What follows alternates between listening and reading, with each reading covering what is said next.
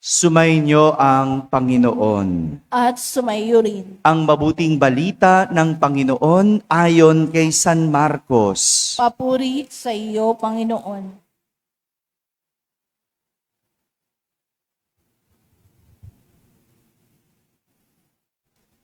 Noong panahong iyon, sinabi ni Jesus sa kanyang pagtuturo, "Mag-ingat kayo sa mga eskriba na mahilig maglakad ng may mahahabang kasuotan at natutuwang pagpugayan sa mga liwasan. Ang ibig nila ay ang mga tanging luklukan sa mga sinagoga at mga upuang pandangal sa mga piging. Inuubos nila ang kabuhayan ng mga babaeng balo at ang sinasangkalan ay ang pagdarasal ng mahaba. Lalo pang bibigat ang parusa sa kanila." Umupo si Jesus sa tapat ng hulugan ng mga kaloob doon sa templo at pinagmasdan ang mga taong naguhulog ng salapi. Maraming mayayamang naghulog ng malalaking halaga. Lumapit naman ang isang babaeng balo at naghulog ng 2 kusing na katumbas ng isang pera. Tinawag ni Jesus ang kanyang mga alagad at kanyang sinabi, "Sinasabi ko sa inyo, ang dukhang balong iyon ay naghulog ng higit sa kanilang lahat, sapagkat ang iba ay nagkaloob ng bahagi lamang nang hindi na nila kailangan, ngunit ibinigay ng balong ito na dukhang-dukha ang buo niyang ikabubuhay." Mga kapatid, ang mabuting balita ng Panginoon. Pinupuri ka namin, Panginoong Hesukristo.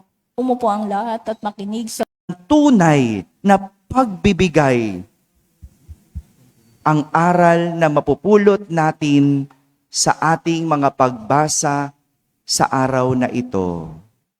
Tunay na pagbibigay. Sabihin nga po ninyo, sa ating ebanghelyo, ginamit ni Jesus ang tagpo kung saan ang mga mayayaman at ang balo ay nagbigay ng kanilang kaloob sa templo. Ang mga mayayaman, ayon sa kwento, naghulog ng malalaking halaga. Samantala, ang balo ay naghulog ng 2 kusing. Ang katumbas, isang pera. Sa tagpong iyon, sinabi ni Jesus sa mayaman na sila ay nagkaloob ng bahagi lamang na hindi na nila kailangan. Bahagi ng hindi nila kailangan. Ngunit, sabi ni Jesus, ang babaeng balo na dukhang-dukha ang nagbigay ng buo niyang ikabubuhay.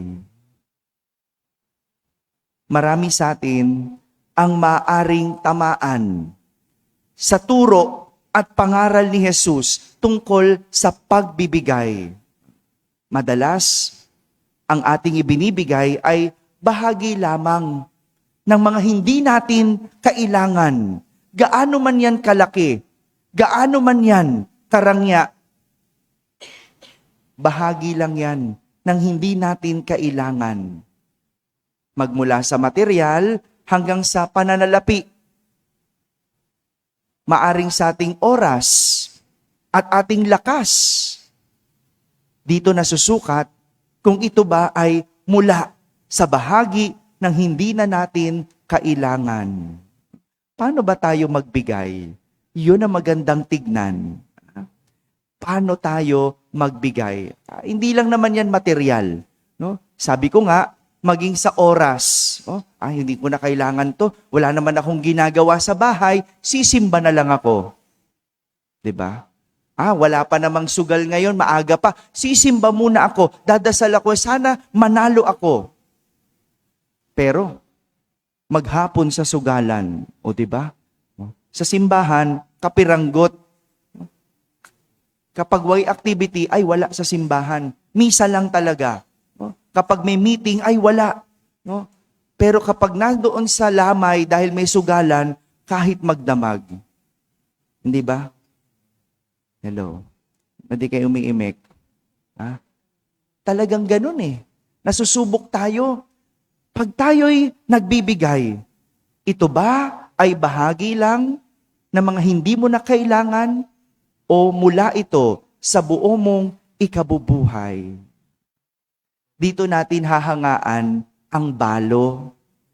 Dahil kahit na siya ay wala ng katuwang sa buhay, sa kabila ng kanyang kakulangan, wala siyang asawa, walang hanap buhay, maraming kulang. Kahit na siya'y walang sinabi sa buhay, kumpara sa mga mayayaman, ibinigay niya ang buo niyang ikabubuhay. Sino ba naman ang kayang magbigay ng lahat-lahat sa kanya? Sino lang ba ang kayang walang itira sa sarili? Sino lang ba ang makapagbibigay ng buo at ng hindi hinahati? Sino? Hello? Sino sa tingin nyo? Sino lang yung kaya makagawa nun? Hindi ba yung isang taong malaki ang pag-ibig? Diba? Kaya nga yung nanay kayang magutom para sa anak. Mga nanay, ganun ba kayo?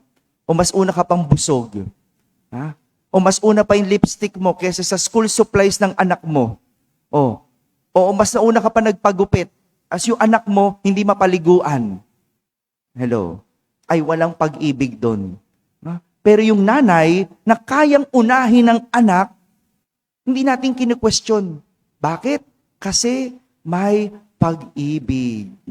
Yun lang naman Kaya mo kayang ibigay ang iyong buhay, kaya mong ibigay ang lahat at walang ititira, ay dahil mayroon kang malaking pag-ibig. At kung laki lang ng pag-ibig ang pag-uusapan natin, hindi matatawaran ang naibigay ni San Pablo. Sa ating unang pagbasa, sinasabi niya kay Timoteo bago siya pumanaw. Sabi niya, puspusan akong lumaban sa paligsahan. Natapos ko na ang dapat kong takbuhin. Nanatili akong tapat sa pananampalataya. Biruin mo, sinasabi ito ni San Pablo para bigyan ng inspirasyon si Timoteo na yung kanyang nagawa para sa pananampalataya, naway gawin din ni Timoteo. Yun yung unang pagbasa.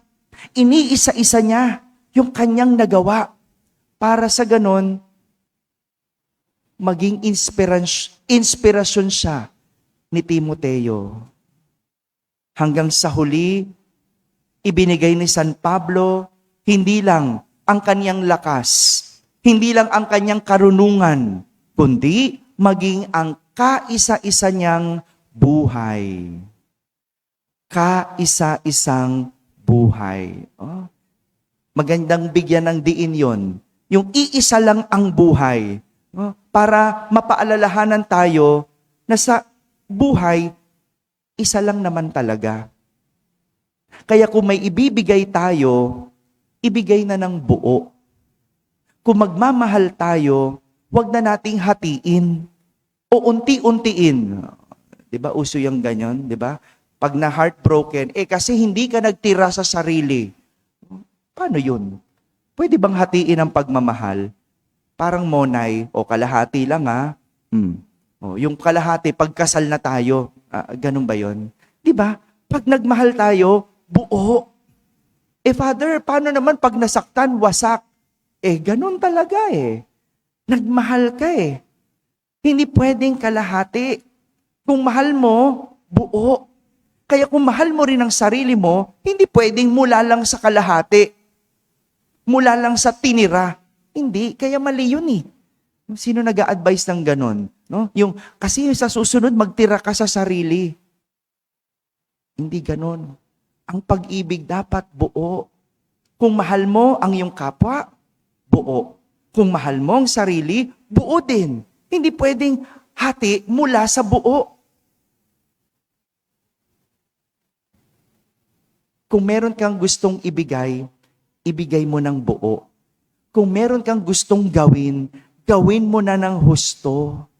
At ito yung magandang paanyaya sa atin. Kahit sa ating pananampalataya, kung meron kang gustong gawin, gawin mo ng buo. Hindi pwedeng kalahati. No? Hindi pwedeng ngayon, serve ako, sa isang linggo, wala naman. No? Kung ikaw ay, miyembro ng kofradiya, di ba? Ikaw ay nagdidebosyon. Hindi pwedeng pakunti-kunti. Buo. Hindi pwedeng kalahati lang ang puso. Kailangan buo. At ito yung magandang hamon sa atin. Sa ating lahat. No? Kapag nagbibigay, kapag may gagawin, kailangan buo. Ay Father, sa buo niyang ikabubuhay para sa Diyos, sa ngalan ng Diyos. Kaya isipin mo muna, yan bang pagbibigay mo, merong Diyos? Yan bang pagbibigay mo, sa ngalan ba yan ng Diyos? Kung wala dyan ang Diyos, huwag mong ibigay ang sarili mo. Yung trabaho, dapat lang mahalin. Dapat lang ibigay natin ng buo. Diba? Binabayaran ka ng buong sweldo, ibigay mo ng buo. Hindi pwedeng 3:00 pa lang, nakasuklay ka na, naka-make up ka na, handa ka nang umuwi, at 5:00 ang uwian.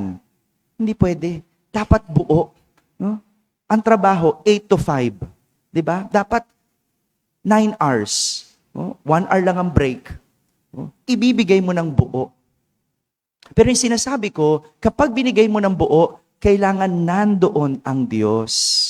Kaya yung trabahong illegal, hindi mo pwedeng ibigay ng buo. Pero nagtataka ko, sa panahon ngayon, kapag illegal ang trabaho, kayang ibigay ang sarili ng buo. Di bali ng mapahamak, di bali ng makulong. Hello? Bakit? Kasi iba ang Diyos.